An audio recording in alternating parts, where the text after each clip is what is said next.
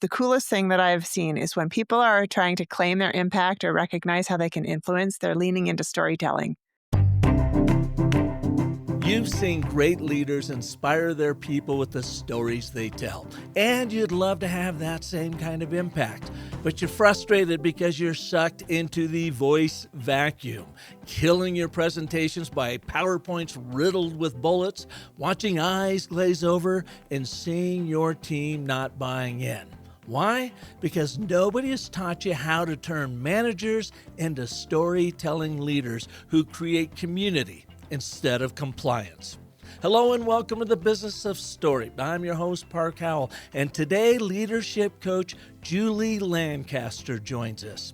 She's the author of the new book, Beyond Words: How Our Stories and Strategies Inspire Action. She's the founder of Lancaster Leadership, and her team has coached over 75,000 leaders on succession planning and leadership transformation. You'll discover her REST, R-E-S-T method that makes storytelling accessible, her life download technique for building your story bank, and why your failure stories create more connection than your success stories ever will. So let's get after it. Hi, Julie. Welcome to the Business of Story. Hi, Park. I'm so happy to be here. Yeah, and you and I both have the distinct pleasure of living in beautiful, beautiful northern Arizona. Can you believe the colors on the trees? The aspens are kind of insane this year, right? Yeah. Yeah. In fact, I was just at coffee with some buddies of mine, and we're down at Munns Park, and we have a golf course and these beautiful trees. And he said, does it seem like they're brighter this year than last fall? That's what everyone keeps saying. And then I think I obviously don't know tree science because it doesn't have to do with was there more rain, less rain? Does it have to do with anything? I don't know. Yeah, I don't know, but it's great, and I can't wait to get back out in it. And I'm just delighted you're here. Heather Pierce, another fellow marketer up here in northern Arizona, made the introduction about a year ago, and you and I got acquainted in a cute little coffee shop heading up towards Snowbowl, the big mountain up there. And you know what? I am just so delighted. This is my 5th year up here living full-time near Flag. And it's great, and the people are great, and it's just a delight to have you here. Well, thank you. I am so happy to be here. And you just remind me of the power of connection, right? In that Heather introduced us. Yeah, absolutely. Yeah. And congratulations on your new book, Beyond Words. Thank you. You are a leadership coach extraordinaire. What compelled you to write the book? Because writing a book is not easy. I love that question. There's like 2 answers. One, I do nothing without a deadline. And so a few years back, I was writing some video content for our videos. We were recording like short mini videos to help our clients with a variety of leadership topics. And as I was writing those, I was like, hold on, this research that I'm doing could also kind of go into a book. So it started organically that way. That's one. And the second is the reason I have this book that is about how to inspire and maximize your ability to tell stories is because I've thought that I've always hated storytelling. Did you know that about me? Why? Why would you hate storytelling? I don't know. Well, I grew up around people. For some reason, I was like a magnet for long-winded, irrelevant, hostage-taking storytellers. And so when someone would open their mouth and say, hey, Julie, I'd like to tell you a story, I would try and figure out how to like feign my own death.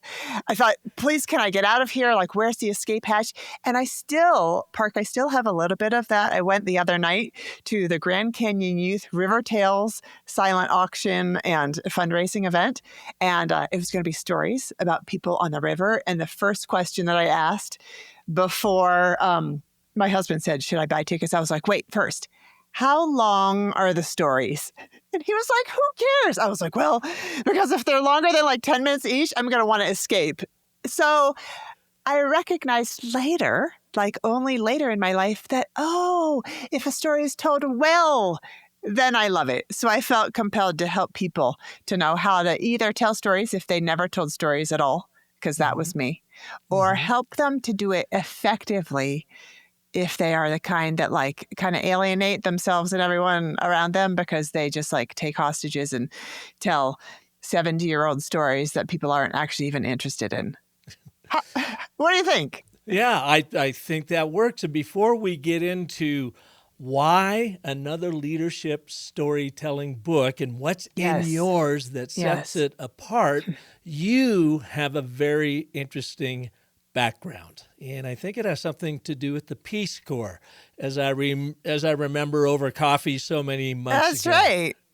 That's right. Yeah. I have kind of a long and winding path. I grew up in Pittsburgh, Pennsylvania, went to college in Ohio, went to then go teach rock climbing in Southern California, then went to go do a bunch of volunteer work down in Central America for a few months until I heard back from the Peace Corps, which then I went to go do agriculture extension agent work in the Peace Corps in Africa for a couple of years. And then I've then ran an outdoor education school, a school garden, and then got more inside, I would say, right? I worked at a college. I had maybe 8 different roles, one being the dean of education, others being things like being a professor. I taught, I think it was 38 sections of the psychology of motivation. And so that's part of my path. You're trying to keep from telling us a 10-minute story. That's right. That's right. It could be so long. Have this very, very wild background and really interesting background. How did you find yourself in the leadership coaching world? Oh, yeah. I sometimes wonder that myself. Oh, no, I'm just kidding. Really, the only leadership I don't know, teachers that I like to follow are ones who have been leaders themselves. I am not a fan of pontificating about things with which someone has not had experience. And so I feel like I have been at the leadership game, being in leadership roles, hiring and firing and hopefully motivating and creating trainings and looking at quarterly goals and mapping that in with a budget. And I have made probably every mistake in the book, Park. Like I have tried and succeeded at times and tried and failed. And now I get to look back and be like, oh my gosh, can you believe that's what I did? And so I just kind of fell into the coaching and the training. I have had education as it's in my lifeblood, teaching and helping others to see the potential in where they can go and what they can be. And so I have, I have a master's in education. I have taught kids. I've taught adults. And so because, just like you mentioned with Heather Pierce, the power of connection, one day when I was at a ladies' night out with some friends, I told them, after I had been at this college for like 8 years, I was like, I think there's something bigger out there for me. And I think it has something to do with leadership development, coaching, helping others. And someone said, well, you need to meet Joanne.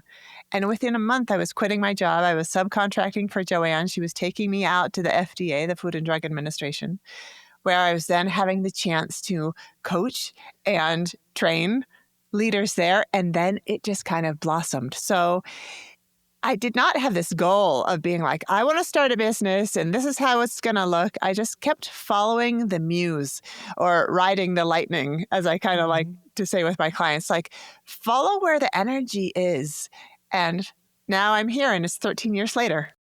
Hey, we'll be right back with Julie because her last story just made me think about following your muse and following your energy and your passion. And if you are doing that and have built a company, maybe it's a solopreneurship, maybe it's an ad agency or something much, much larger, then I want you to know about our story cycle Genie. It's the muse that I've been following for the past 2 years. It's taken us that long to build this AI-driven, narrative-native platform that you can think of like as a wealth creation engine because it helps you dial in your brand story to create a wealth of meaning and differentiation in the marketplace. It helps you build then your marketing strategies off of that brand story that creates a wealth of brilliant campaign thinking and execution. And of course, it creates a wealth of always on brand content. In fact, I just wrote a blog post about the 21 different ways the Story Cycle Genie builds wealth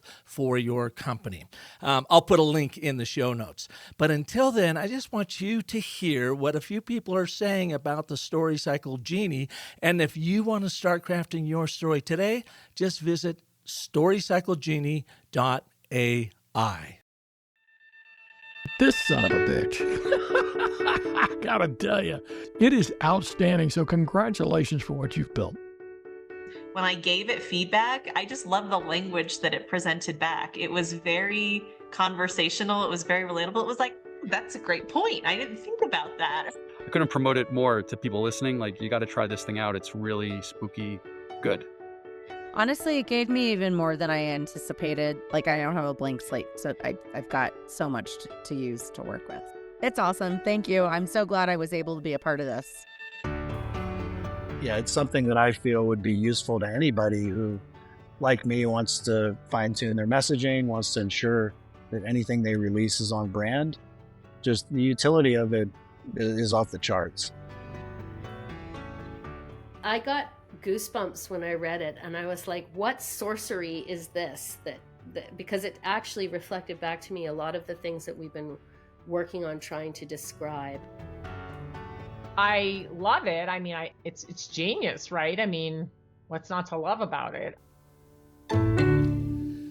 Now you can summon the wealth creation engine of the Story Cycle Genie to help you dial in your brand narrative strategy in minutes, not months. You can create brilliant marketing strategies in a flash and instantly produce always on brand in your voice content that actually connects and converts people. Think of it as your branding content agency in a bottle where you unlock the genius of your brand story. You can even test the strength of your brand story right now at storycyclegenie.ai, and you can do it for free. Just give us your name, your email address, and upload the URL of your website, and it's going to give you a grade from A-, heaven forbid, to F+, and a 14-point story assessment that will validate what you're doing well, reveal gaps that you can fix quickly, and even inspire you with new ways to think about your brand story.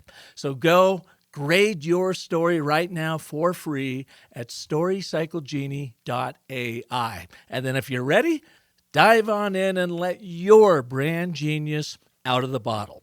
Now, let's get back to Julie and one of my favorite questions I love to ask. Take us to a moment in your leadership career before coaching leaders where you had one of the biggest fails. Fell flat on your face. What did you learn from it, and how do you coach from that? These are my favorite stories. But honestly, I mean, you know this probably better than most people. These are the stories that are sticky. People are not that interested in, like, here's how I was awesome. They don't care about your success. They want to know how you survived. Yes. And I could even start off by saying, with a couple of months ago, I found myself in a room of 2,000 people where I was doing a keynote for an hour, and I was like, okay, it's got to be filled with stories, because if not, it's going to be a dreadful hour for these 2,000 people. And so I told 8 stories. And the ones that people came up to talk with me the most about were the failure ones, because they could relate. All right, so here's one for me. I was in Flagstaff, and I was the Dean of Education. And I was just about to have my monthly faculty meeting. And I only got to have one in the day and one in the night for half an hour each. And I had so much that I wanted to share with, my team. And I don't know if you've ever been in a space like this, but we had to use our space creatively. Like, we needed to have a meeting, but we didn't have a meeting room. And so we used the medical lab. And this medical lab was the same space where I had done things that were not in my job description, like I had donated my veins for the phlebotomy students to practice their blood drawing skills. Ooh. And I had even, I know. That is maybe like my most brave moment in life to have done that, and I survived. And then also giving cups of my own urine, honestly, so that they could run labs. Yes. And thankfully, though, they never gave me like a surprise pregnancy announcement. Nice. And so we're in this lab and everyone starts to file in. It's the nighttime faculty meeting. And I get on a tear, as I almost always do, right? I have about 45 agenda items and I'm ready to get through them. And we only have a half an hour, so I barely breathe, right? I have such a pace and I'm hoping that everybody's holding on. But I can honestly still remember these two people that just about every meeting would like somehow start to raise their hand because they either had a question or wanted to interject something. A question kind of like, well, Julie, what about if we did it this other way? Or they wanted to interject something like, I'm not sure that's the right direction. And I would secretly seethe. Like I would feel so annoyed because I thought, don't you understand? Decisions have already been made. We are already moving forward. Like just get in line, get on board. Have you ever felt like that with people? Yeah. And I think where you're going here. So go ahead. Yes. And so, right, I can have drive and I can want to move really quickly forward. And I would try and give everybody else the idea that like the anti-permission to interject. And so then we would get through all of the stuff. But it's interesting because now that I've grown up a little bit, I've been in the leadership realm a little bit more. I've read a lot of stuff that apparently is not the right way to try and inspire people or have an engaged team. So but the weirdest thing, Park, about this is that I was on fire in the classroom. Like I loved teaching and I felt like I was really effective. What I hadn't realized is that this transferable skill, I hadn't even recognized that how I engaged my students in the classroom is by talking less than them. Posing a question and having people share their input and answers, talking to each other, creating new ideas together. For sure, not lecture. I had even, I'll humbly brag, right? I had even won an Instructor of the Year award, and I felt really good about my teaching. And then one day when I woke up and recognized, oh my gosh, I am a drill sergeant that is creating anti-community in these meetings, I could do a tiny tweak and change everything. And so that has drastically impacted my leadership. I am now always trying to read the room, figuring out how to talk less, because I do like to talk, but that is not the most effective way to get people to engage critical thinking and care. Mm-hmm. And I'm now getting better results because I'm letting other people talk instead of just my ego, instead of just me. What do you think about that story? Do you think less of me now? No, I don't think less of you. I think more of you because you shared it. And I think a lot of leaders fall into that voice vacuum is they want to hear them talk. And you were a little bit like, and we've all been there, we've all done it. You're like to your colleagues there, look, I've got this figured out. I've already got the story in my brain. Here's what the narrative, here's what we're going to do. Just be quiet, come along, don't worry about it, just buy in, we're all good. I call that the voice vacuum. The voice vacuum, exactly. And for some reason, we think that's effective, but we know it's not. When we're the recipients, we sure know it's not. Well, and I think it's because we're in a hurry. You told me you only had 30 minutes. You had all of these bullet points that you wanted to get through. You're obviously a higher achiever, so you want to have action. You don't have time for conversation, and that's the biggest mistake any leader makes. And by the way, I would also recommend don't go in with 27 things. Go in with one. Go in with Right. one. Right, Get right. focused. And now I have also learned, because I'm like, yeah, and what my clients will ask is, but what if I do have a lot of information to share? There are so many other ways, because meetings are the most expensive, right? Everybody is being paid to be there. So it's expensive in terms of money in the bottom line, but it's also expensive in terms of time, attention. And so could we record a video ahead of time?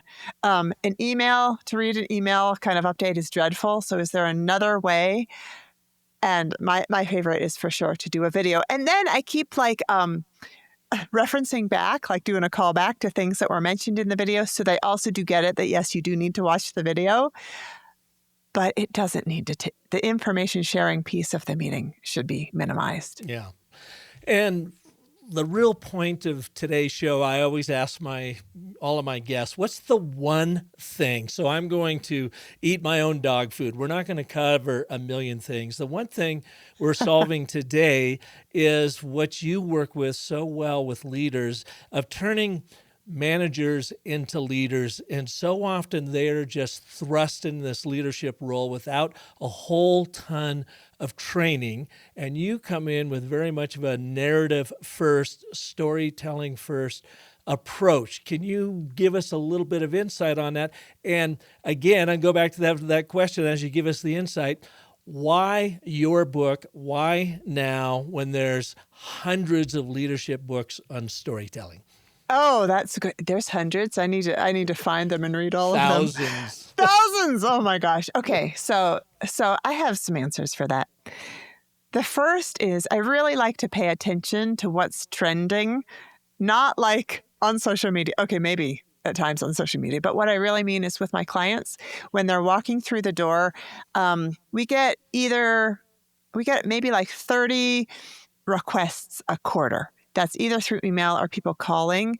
And what I'm finding to be the trend right now is people desperately want help in training up the new leaders, because they throw them into the deep end and they are either sinking or flailing.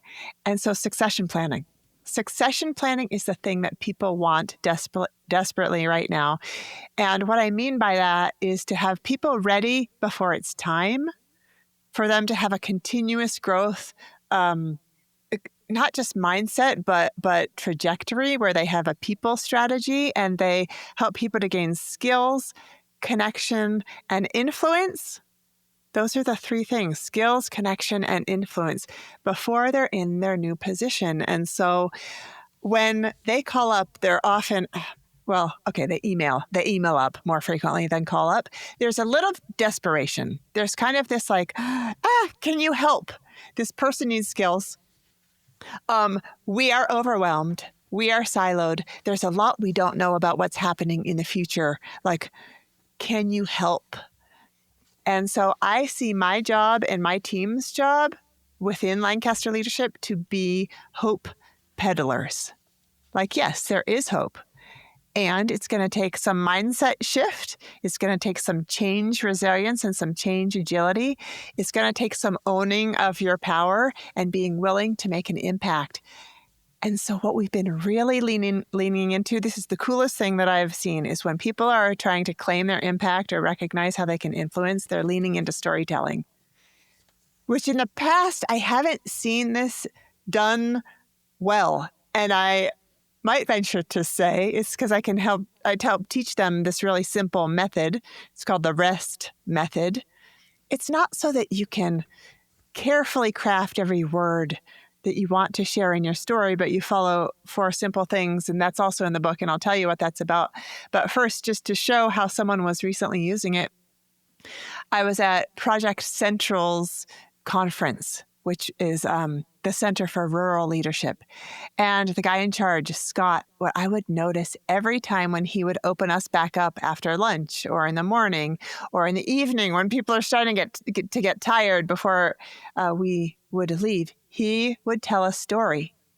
And people would go from distracted, like on their phones, trying to answer 1.5 emails, settling in to full eye contact, all eyes on him. And one of the things that was the most interesting is that his stories were not from the professional world, they were from his personal world. which in my work, we tend to say that personal development is professional development. So it's all tied together.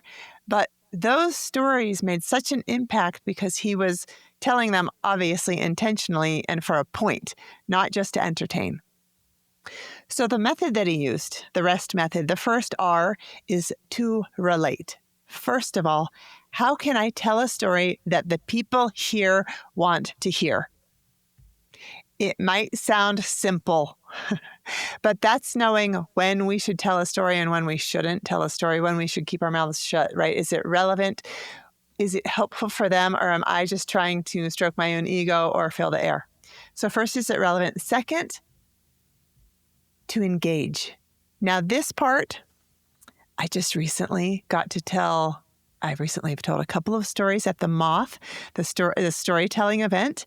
And what I noticed is that the engage part was the most interesting when I went back and watched the video after I won. Oh, I did. Congratulations. Thank you. It was so fun. But the engage part is stopping every once in a while to check in with the audience. Audience is a funny word because right now, maybe you're the audience, right? So me just checking and being like, can you relate to that? And you were like, yeah, and I think I know where you're going. So I did that. I just do little check-in things like, can you relate? Or anybody, saying words like anybody, and people would be like, oh yeah. So when I listened back to the recording, there were 25 times in a 5-minute story that people gave an audible response. And you were pulling that out of them. Yes. If it's lecture style, there's no response typically, right? And so the engage part is figuring out, how am I going to pause and check in? That's the second part. The third is short. This one is probably the one I like the most, right? It connects back to what I was sharing earlier. Robert Cialdini, he's one of my favorite leadership authors and gurus. He writes about influence. I got a chance to have coffee at a Starbucks with him. Actually, he ordered a small mint tea. Right? Fair enough. I know. It's the small things. And when I asked him about, what are the most important lessons in storytelling, he said, 1, keep it short, 3 minutes. And second, include mystery. Like lead up to it. Like how I just said, the most interesting thing that I found was, and so people hopefully are like, oh, what is going to be the thing? So keep it short. And it also reminds me of the quote that I've seen attributed to many people in history, but is, I'm sorry I didn't have time to write you a shorter letter. Because if we aren't succinct, it's going to be too long, too wordy, and we're going to bury what we're actually trying to convey. We're going to lose people. And the fourth is, the T is, you want to take a guess? No, I'm just kidding. That's putting you on the spot too much. It's the theme. Have a theme, meaning have a point. So is it about resilience? Is it about my story from the medical lab might have 10 different themes. If I'm trying to think through now, it's like learning from mistakes, knowing how to develop and grow along the way, that hard charging leadership is not always the most effective. So essentially, what's the point? And so back to your question of like, so why this book over the other gazillion out there? One is that it makes it accessible. This REST method, as well as the stories told in the book, make storytelling accessible to the everyday person. Instead of thinking, oh, I've got to be this incredible storyteller. And the second part, and this part might have been even more of like, maybe even more of what's important to the folks that I coach and train, is that it tackles 31 leadership challenges. And I will tell you, I'm curious, Park, whenever you tell people what you do as a job, if they have like a consistent kind of response. When I tell people what I do as a job, they're like, oh, I know someone in my office or in my work, in my organization that you should work with. Like people always can easily identify leadership challenges. So this is a story and a strategy, a story and a strategy, a story and a strategy, so that I can peddle that hope and help people to feel more effective and more inspirational. Mm-hmm. What do you think? Yeah, what you are making me think of a guest I had on a couple of weeks ago, Femi Okay, and she is this marvelous global journalist, audio broadcast, radio journalist for the likes of BBC and Al Jazeera. And she's got a new company called Moderate the Panel. And this is a woman who has moderated panels at, the United Nations, major capitals around the world. She has even shushed presidents when moderating a panel because they were overtaking it. And we were talking about leadership and leadership presentation secrets. It's a fantastic show. And I loved her line. She says, in case of emergency, break glass for story. And it was the same thing you're talking about, checking in. Are you still engaged with your audience? Is your audience drifting off? And if you see them start drifting off, you need to have this bank of stories at your disposal. And before you are making those presentations, maybe like you were doing in that half hour with your colleagues there, right? You go into your story bank and you pull out 2 or 3 potential stories that you may have to use in case of emergency. Just to, because every presentation, every leadership meeting can take a dramatic detour that you are not ready for. That's but right. You, as the leader, storytelling leader, need to be ready with various anecdotes to help make your points for you, because people will argue with your opinions, they'll argue with your assertions, but they won't argue with a true story, well told, that they can appreciate, and which makes your business point for you. That's so funny that you say that, Park, because as you were just talking, like right now in real time, 2 stories came to mind. I was like, okay, so if he's going to pause, I could insert these 2 stories that are relevant to right now and super short, which is one, when Joanne, the person who I went to go subcontract with, when she said, okay, Julie, here's all the content. I'll teach you everything you need to know in terms of the content, but be sure to fill all the trainings that you do with your own stories. I almost fainted because I thought, what stories? I don't have stories. What are you talking about? So storytelling is a hard one skill for me. I'd have to stop and think, okay, I'm going to tell a story about accountability. Excuse me. What's a story that I have about accountability? And I'd have to craft it and create it. And then I could put it in my story bank.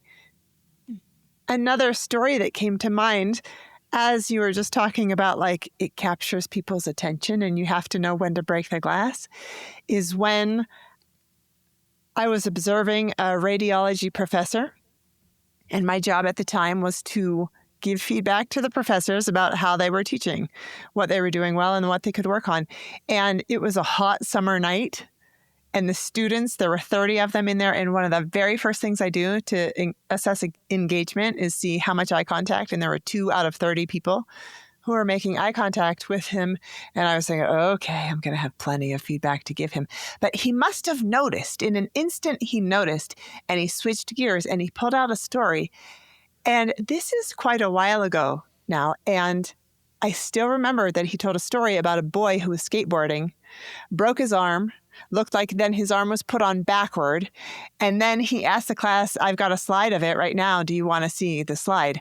And the class was like, yes.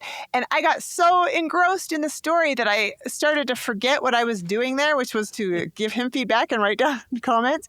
And so then I had to come to my senses. And then I looked around the room and I thought, look at that. Now he's got everybody's eye contact. That was the power of story and how he shifted the room.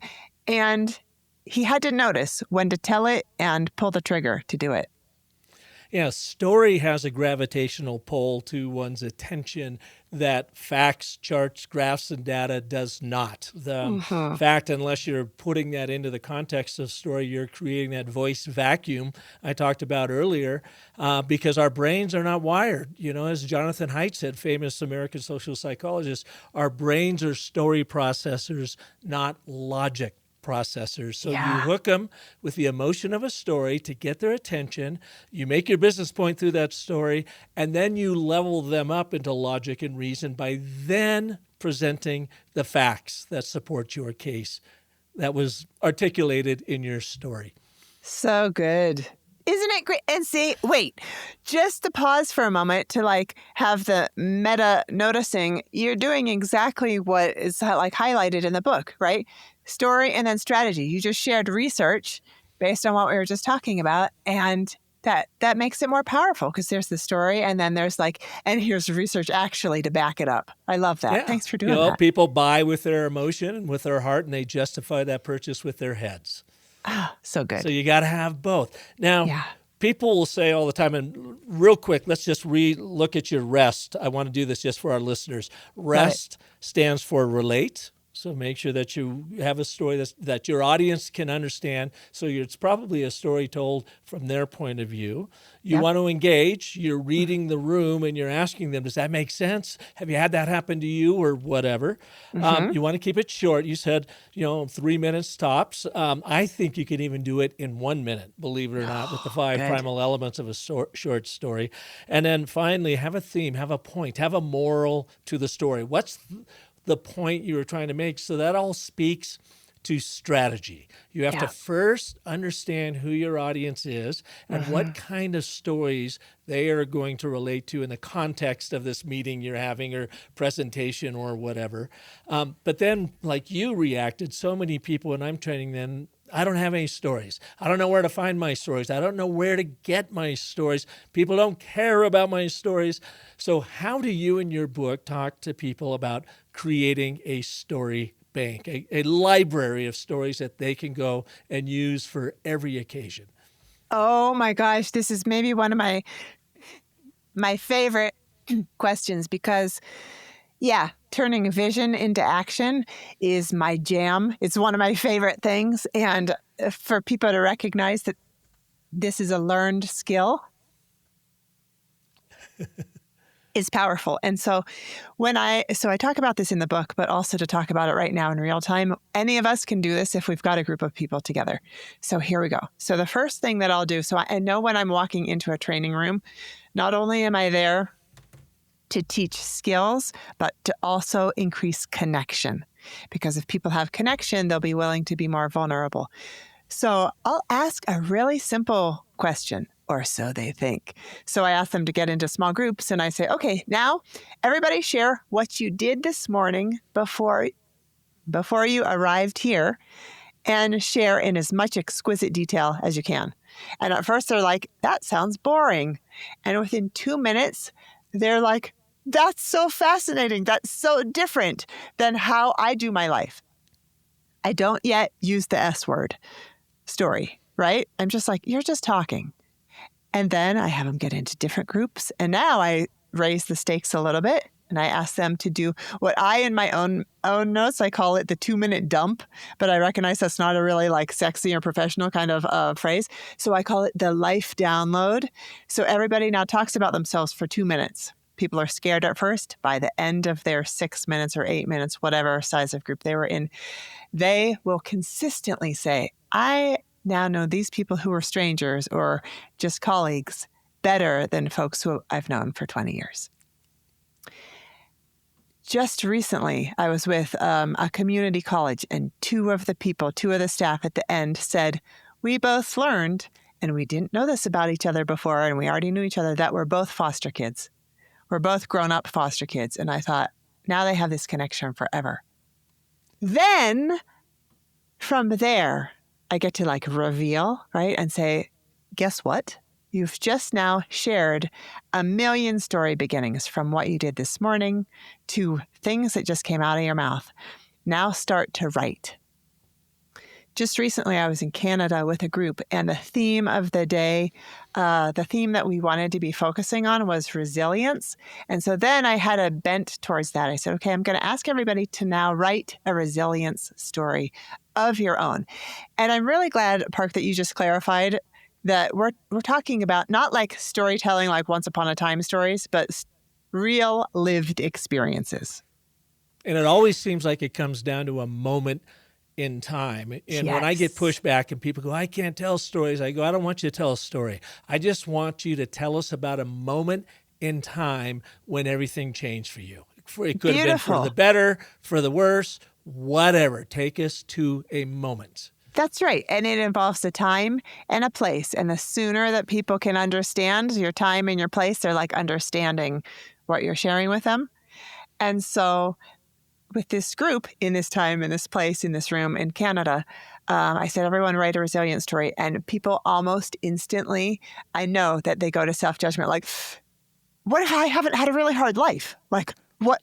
And so I tell them it could be something that just happened this morning, or it could be a big thing. Often it's smaller things that people wouldn't necessarily know. So they write, they pick anything they write, and then I just ask them to tell it to another little group where they've already started bonding, right, with this group, and they're feeling safety.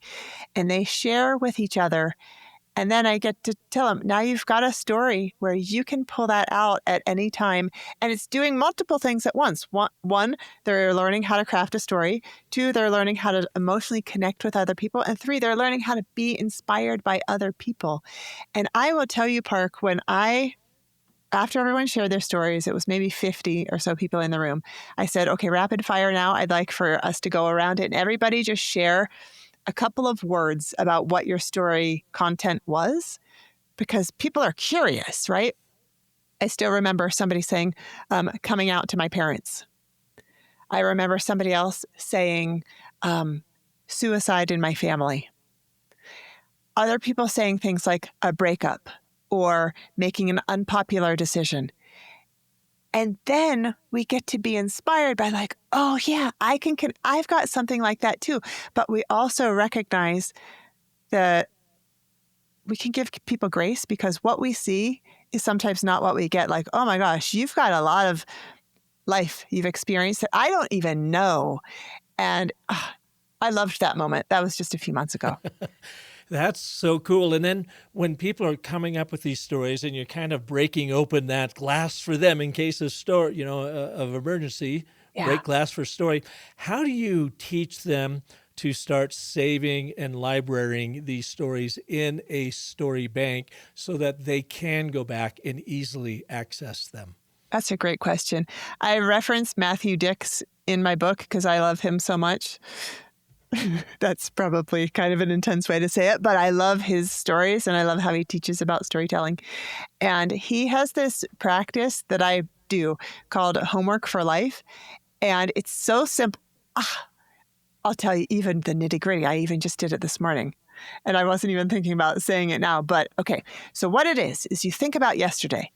And I do this while I'm brushing my teeth because I am trapped and I can't hear anything because I got the electric toothbrush going. And I'm the kind of person who wants to try and also make the bed and also try and do the other things while I'm brushing my teeth, but that often ends in disaster. So if I'm just standing there, I can do something else at the same time. I can think, what happened yesterday? What was one thing that stands out?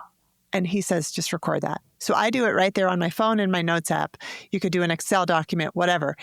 And then when you go back and look from the last month, the last year, there are all of those, maybe 365 potential stories that you can start to flesh out. Because, Park, does this happen for you? I'm curious, actually, human to human. When I'm living my life, I'm like, I'm just living my life. I'm not living it for a story. Is that the same with you? Yeah. You don't think about it until you think backwards. Like, what happened? Exactly. Yeah. It's all about thinking backwards. And so sometimes when I have some distance and I look back to the thing, I just got a massage 2 days ago because it was my birthday. And the morning after the massage, I was like, what stood out from yesterday? I don't know. And I was like, oh, it was kind of weird that they told me that if I was having an emergency, there's a button under the massage table that I could press, and the massage therapist wouldn't hear it, but that someone would quickly come to the door, knock, and my massage would then be over. And I thought, as I looked backwards, I was like, that I could totally develop that into a story. Because in the moment, it didn't seem... It was just what was happening. But looking back, I was like, that was weird and special. And that could be about, the theme could be about when someone's trying to make you feel more comfortable and it makes you less comfortable, because then I was just like panicked about like, what could I be pressing it for? You know? Yeah. Well, that's a great way to do that. I never thought about that. Just go back and think about a moment yesterday that kind of surprised you, or it tweaked your curiosity about something, or mine was, since you asked, I was actually preparing for this, and I was going back through and reading your book. And because, like you, I am in the story business, I have lots and lots and lots and lots of stories. I have not done a very good job of building a story bank so I can easily go and access them. So what I did with our Story Cycle Genie yesterday is I said, here's a story. And I pulled a little story I told in a podcast 6 months ago. I just copied and pasted it from the script in there. I said, add this to my story bank for the business of story and make note of Park's profile voice so it understands and learns the way I speak, the way I write, and so forth.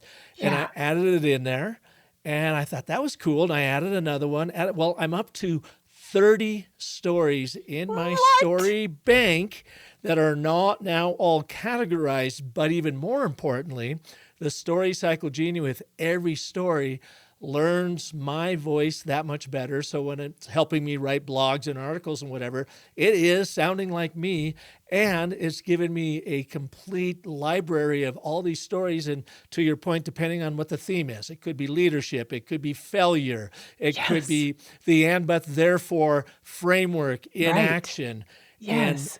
And now I'm using our platform, which is, of course, is AI driven, and you've had access to it. You used it earlier in the year. That now I've got this amazing story bank, which I had never had before, and I'm training our Genie how to think and talk and act just like me. So it will pull these stories to make a point in something it's writing over here, and it'll know to go in and say, well, he's talking about story failure. He's got 9 great story failures. Let's use this one and plug it in. I'm so proud of you. I'm so proud of you. And I want to clarify, too, because AI is kind of incredible with voice these days, that you're talking about something that each of us have within us, this voice, in that some of us are more formal, some are less formal, some add more humor, some add more gravity. But the weird thing is also AI these days can also do your voice in your voice, which is kind of scary and weird, but I know that you're talking about the first rather than the latter. Well, you know what I really like about it, and I was just on another gentleman's podcast earlier today. He asked me about how is storytelling evolving, and I said, it's not. Storytelling has been the same since the beginning of time. It's the storyteller that is evolving. And if they are immersed in the proven frameworks, my favorite 3, the and, but, therefore, the 5 primal elements, and the 10-step story cycle system, those stand the test of time. I didn't invent them. They've been around forever. It's AI and technology that is helping us evolve as storytellers. And one of the interesting things, Julie, I found working with the Genie is that, you know how it is. You have good days, you have bad days. Sometimes you can write a great story. Other time you just write this lame thing or tell this lame thing. The Genie never takes any time off. So you can tell, here's what I'm trying to do. Help me with it. And boom, all of a sudden like, wow, okay, you just did the heavy lifting for me. Let me come in as my chief copy editor and start tweaking it, refining it. And where people have said that they thought AI would reduce your skill, I'm finding that it does just the exact opposite. It has increased my skill as a writer and an editor by collaborating with it. Absolutely. And to your point of stories stand the test of time, it's the storyteller that's evolving. I think stories are even more precious now because in this AI age, which it's so valuable, but the thing that it can never duplicate are our human lived experiences. So if we can figure out how to tell those stories, it's even more valuable. And I'm almost embarrassed to say, but not quite embarrassed enough to actually be embarrassed, that at times I've written out, I like to write out my whole story, then I like to speak it and record it, then I like to put it into bullet points and then put my notes away. That's my whole process. But there have been times that I'm into the story Genie, like, can you change this sentence actually to be funny? And then it doesn't. And I'm like, oh my gosh, it's so much funnier than I am. Like, it really helps. Yeah, I mean, and it's just assisting you as the storyteller, as the creator, like any other tool. I was talking to our son the other day who just launched his first virtual reality game that he designed literally from a napkin to launched on Meta. And he used AI to help him with the block creations of the visuals. It's called Monkey Tower. It's super cool. Awesome. And he said that people started pushing back when he told them, like at parties and whatever, about, using AI as a tool to help him create the visuals and whatever. And they're like, there's no artistry in that. And I would argue, well, people use Photoshop to make their photos better. You still have to have an eye and the brain of an artist to create something. That tool just makes it easier for you, as does Illustrator. You're not painting with brushes and oils and whatever, but you're using technology and have been for a couple decades to bring your vision, your creativity to life. So why are people pushing back so hard on AI? Now, if you're defaulting to it and just say, here, do all my work for me, and then it's going to create a bunch of lame crap for you. There's no doubt about it. But if you collaborate with it and bring your creator, your leadership mentality to it, it can take you and your work beyond what you ever imagined at half the time and without exhausting you in the process. I feel like you have just hit the nail on the head that I try and work with my leaders about, while not exhausting you in the process. If we could do backwards design and say, what's our ultimate goal? I think 90% of the people I work with might say that, to not get exhausted in the process. So to frame it in the positive, it's to be inspired, to have things that are more energy giving than energy depleting. And quite frankly, most people that I work with say either that they want to use their creativity more at work, or they feel good when they get to be creative, whether it's in how they run a meeting or write a report or craft something that's visual and artistic, right? So how can we keep pushing the envelope? And quite frankly, it's here to stay. AI is here to stay. And I do think I sometimes notice a knee-jerk reaction to the language. AI, I'm sure that's going to change within the next couple of years because, like you said, it's been around for a while, right? If I call the phone company, that's AI asking me which number should I press, and right, it's not a real human. Photoshop is AI, but now with the whole generative, like ChatGPT, things like that, I feel like people are like, holy mackerel, this is a whole new level that is new for me. And for sure, I know, and you know, and all the listeners know, is that people fear change. Right. So, well, and it feels like a living entity that's coming to dominate them. And it's really just a technology that's really quite interesting. And it's with what you said about that idea about being overwhelmed. And that's the one thing I found in the development of the Story Cycle Genie is what we are doing is turning the overwhelming prospect of brand narrative development into an overjoyed experience. Oh, stop it. Overwhelmed to overjoyed. That's your bumper sticker. I want one. That's it right there. That's it right there. It's the whole idea of this is what technology can bring to leadership storytelling, to your REST methodology, to help people think about it in a different way and to help them find their stories. And to, in my case now, thank you very much for the impetus, is to now help me library these stories in a place I can easily access them and teach the genie how to write like me in the process. Oh, I love that. This is so exciting, isn't it? It's great fun. Yeah. So anyways, where can people learn more about you and find your amazing book? Oh, love it. Okay, so to learn, this is real. Okay, so if you want to learn more about me just because you think I'm so cool, I'll tell you where. But also, what I think is even more valuable is if you are a person who believes in having intentional living and would like support to create that, this is where you go. You go to lancasterleadership.com. There's no D in there for some LANCASTER leadership.com. And that's where you can find coaching programs, training programs, strategic strategic planning programs, do it yourself, online micro-learning courses.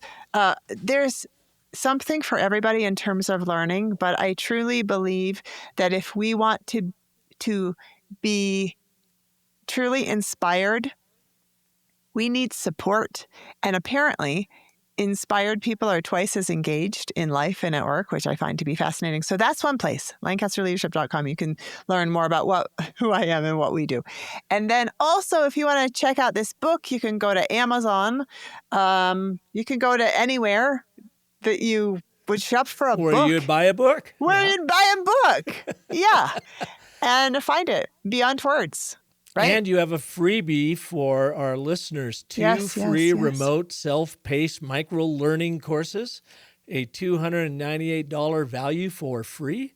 Yeah, I just thought that would be nice because we could all use a handout or we could all use something to get us started that's actually bite-sized. So these micro-learning courses, if you go to lancasterleadership.learnworlds.com, lancasterleadership.learnworlds.com, and you put in the promo code podcast 2025, capital P, but I don't think it matters, but just in case it does, just one word, podcast 2025, it'll give you 2 free micro-learning courses that you can choose from this bank of 50 of them. And a micro-learning course means you don't have a lot of time and you want something that's practical. So there's a video in there, there's a worksheet in there, and there's an assessment. And there are topics, just to get you hungry: accountability and motivation. Another one is advanced time management and prioritization. Another one is buy-in and rolling out change, communication and confidence, creating a culture of trust and high morale, emotional intelligence for leaders, future focus and visioning, and the list goes on. Holy moly. Well, that's great. And we will definitely have the links in the show notes, folks. So if you want to go over there and claim your 2 free micro training courses, do that by businessstory.com. Go to the podcast and you'll see Julie's show there. Well, Julie, thank you so much. I have got to say adios because I now have to run into your town, Flagstaff, for a doctor visit and a car visit. I'm healing both myself and my Subaru. All the tune-ups. Well, Park, thank you so much for what you do and for having me here. And I'm delighted to be in your storytelling community and for all of these listeners to really lean into telling short stories that are relevant to people. I want to hear everybody's stories, and I bet you do too. Absolutely. Thanks so much. Thank you. Thank you for listening to and sharing this edition of The Business of Story with anyone you know who would benefit from Julie's incredible leadership storytelling wisdom. And if you have yet to grade the strength of your brand story, do it right now. Just head on over StoryCycleGenie.ai, put in your name, your email address, and your URL. There, you don't need a credit card. It costs you absolutely nothing. And within 60 seconds, you will get a grade from A+ to, heaven forbid, F- on the strength of your brand story. And of course, that 14-point storytelling assessment that will provide you with a wealth of understanding and knowledge about how well your brand story is showing up in the world. Because after all, the Story Cycle Genie is truly a wealth creation engine. And it does it now. And it is powerful. Just check it out. StoryCycleGenie.ai, and I hope you will join me next Monday when Damon Lemby joins us. He's a 3-time best-selling author, host of the popular Learn It All podcast, and CEO of Learn It, a live learning platform that has upskilled over 2 million people. Damon will share how great leaders learn and why, with the advent of AI, team growth through ongoing training programs is more important than ever to stay ahead of the madness. So join me next week for Damon Lemby. And until then, remember that the most potent story you'll ever tell is the story you tell yourself. So make that one a great one. Thanks so much for listening.